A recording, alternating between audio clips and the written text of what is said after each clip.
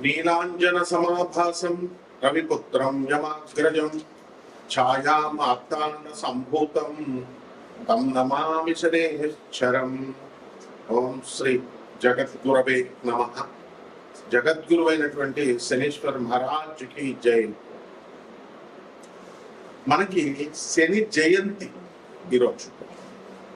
శని జయంతి అంటే ఎప్పుడు వస్తుందంటే వైశాఖ మాసం శుక్ల కృష్ణపక్షం అమావాస్య తిథి రోజున వస్తుంది. కాబట్టి ఈ రోజు శనివారం అవడం కూడా చాలా విశేషమైనటువంటి రోజు. శనివారంతో కూడినటువంటి శని జయంతి రావడం చాలా అదృష్టంగా భక్తులంతా కూడా భావించాలి. అయితే 30 సంవత్సరాలకి ఒక్కసారి ఈ శని జయంతి వస్తుంది. తన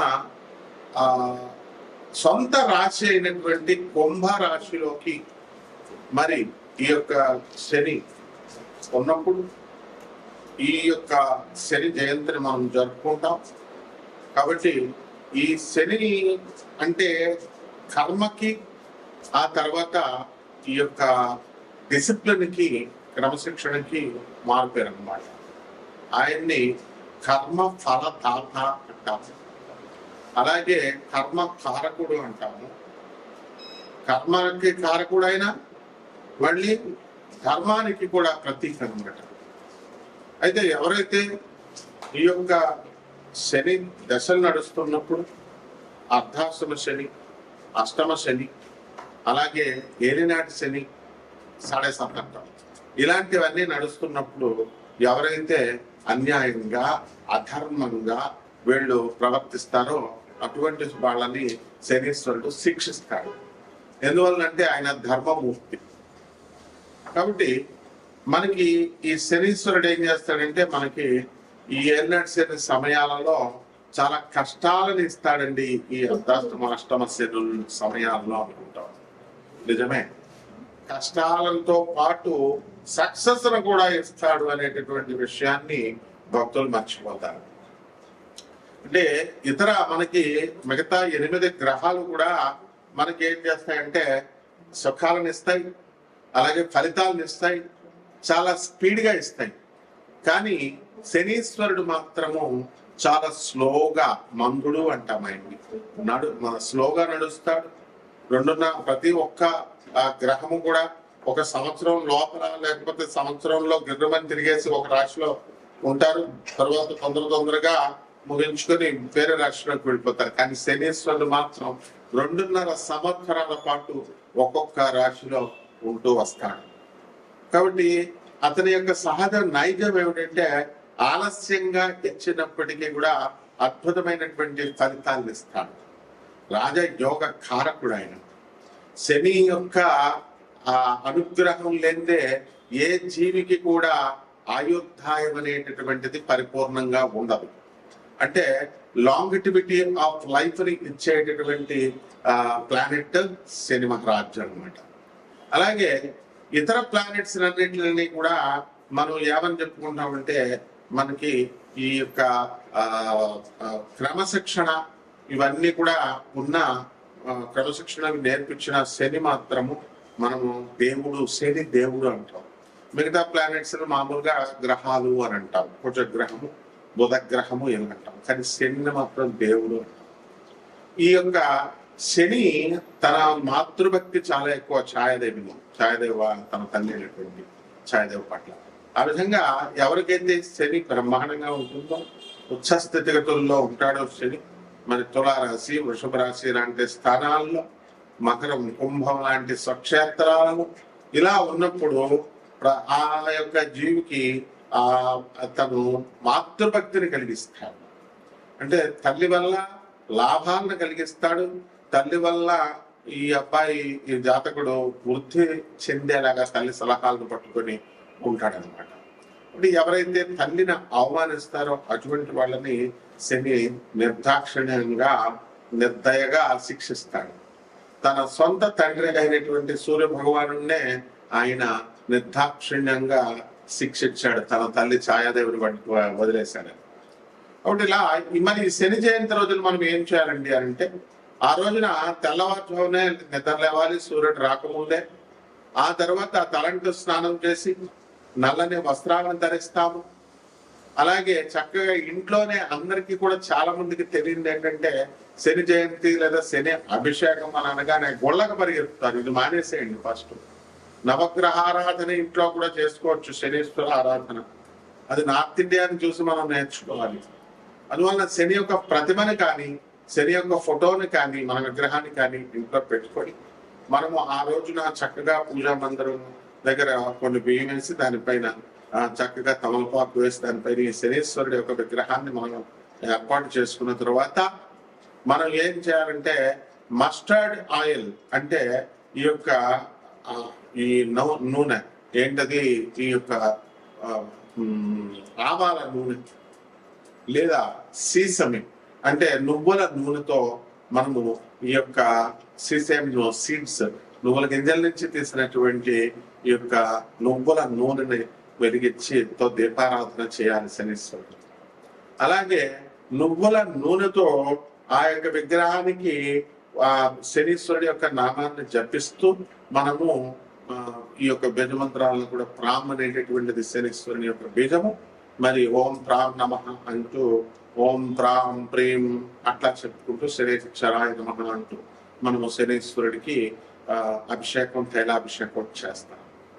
అలాగే ఈ రోజున వికలాంగులకి, పేదవారికి, సాధువులకి, తర్వాత ఈ యొక్క అనాథలకి కనుక దాన ధర్మాలు ఎవరైతే చేసుకుంటారో శని జయంతి రోజున, ఆ రోజున విపరీతమైనటువంటి పుణ్య ఫలము ఈ చేసినటువంటి వాళ్ళకు వస్తుంది. మిగతా రోజుల్లో చేసేది వేరు, శని జయంతి రోజున చేసేటటువంటిది చాలా అద్భుతమైనటువంటి ఫలితాలను ఇస్తుంది అన్నమాట.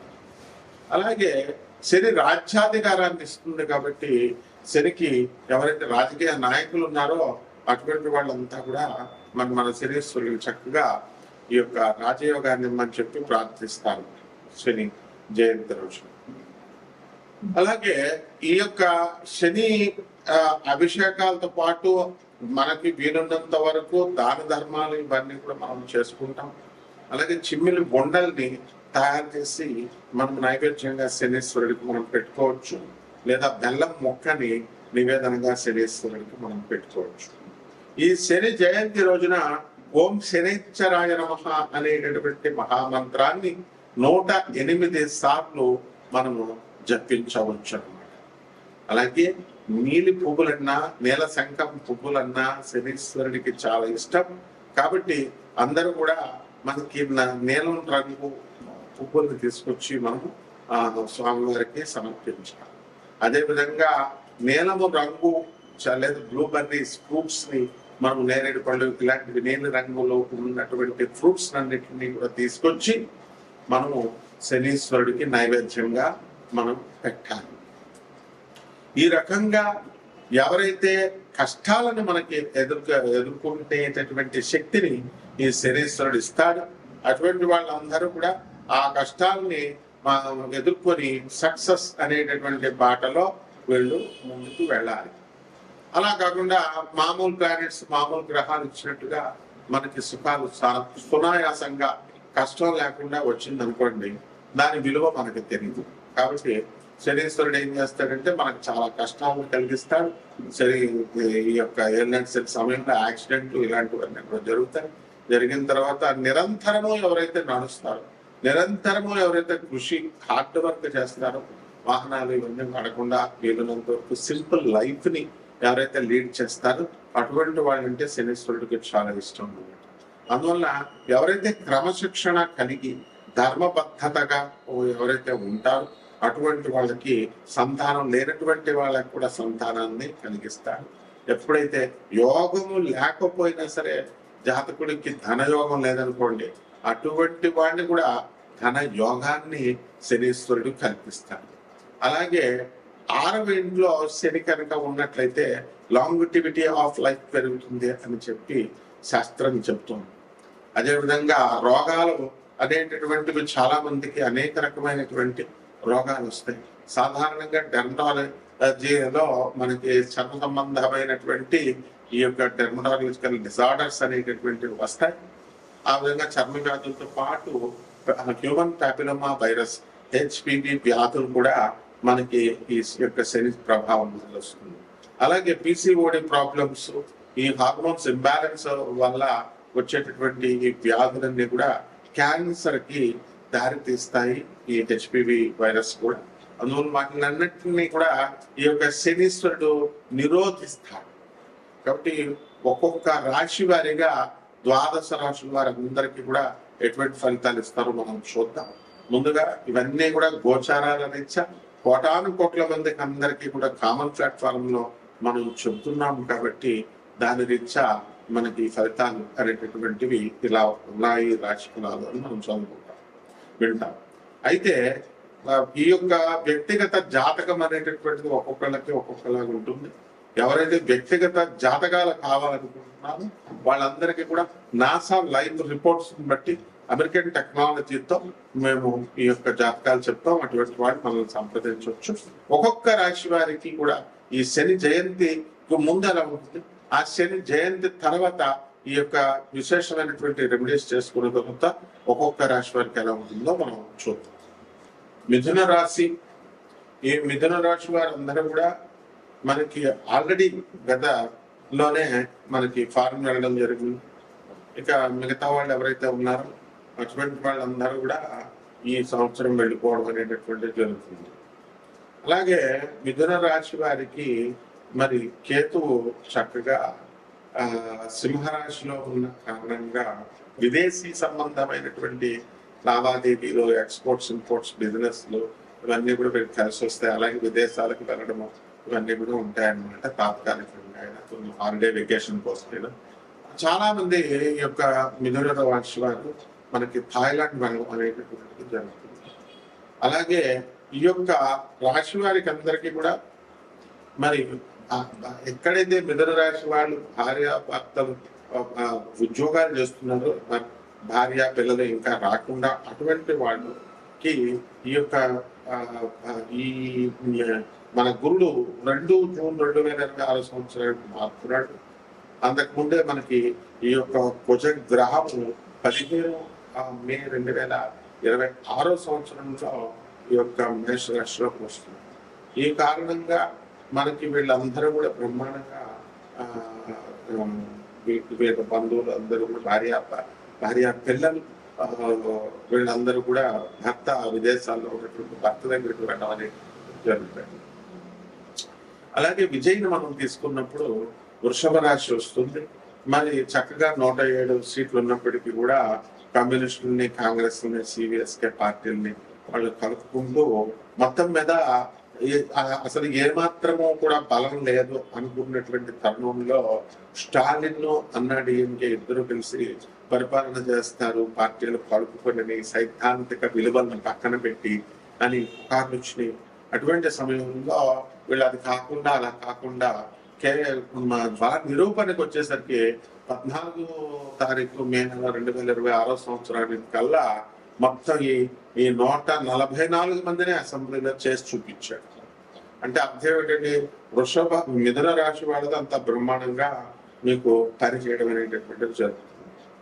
కాబట్టి చక్కగా ఈ యొక్క వృషభ రాశి వాళ్ళు ఎవరైతే సహకారంతో ఈ మిథున రాశి వాళ్ళంతా కూడా ముందుకు వెళ్ళడం అనేటటువంటి జరుగుతుంది. కాబట్టి ఈ యొక్క రాశి వారికి మనము చేసుకోవాల్సినటువంటి పరిహారాలను మనం తీసుకున్నప్పుడు మిథున రాశి వారికి మనము చక్కగా రాహు జపం చేసుకోండి, రాహు స్తోత్రాలు చదవండి. రాహుకి కిలో మినుముల్ని ఆవుపేట రంగు ఉన్నటువంటి వస్త్రాన్ని ఇచ్చి పేద బ్రాహ్మణులకి మరి ఈ యొక్క శనివారం నాడు ఉదయం 7 గంటలకి లేదా సాయంత్రం 7 గంటలకి దానం చేసుకోండి. దశమహావిద్యల్లో ఒకటైనటువంటి ఈ యొక్క అమ్మవారి బగళాముఖి అమ్మవారి యొక్క హోమాన్ని కానీ అమ్మవారి యొక్క మంత్ర జపాన్ని చేసుకోవడం ద్వారా బ్రహ్మాండంగా శుభమస్తు.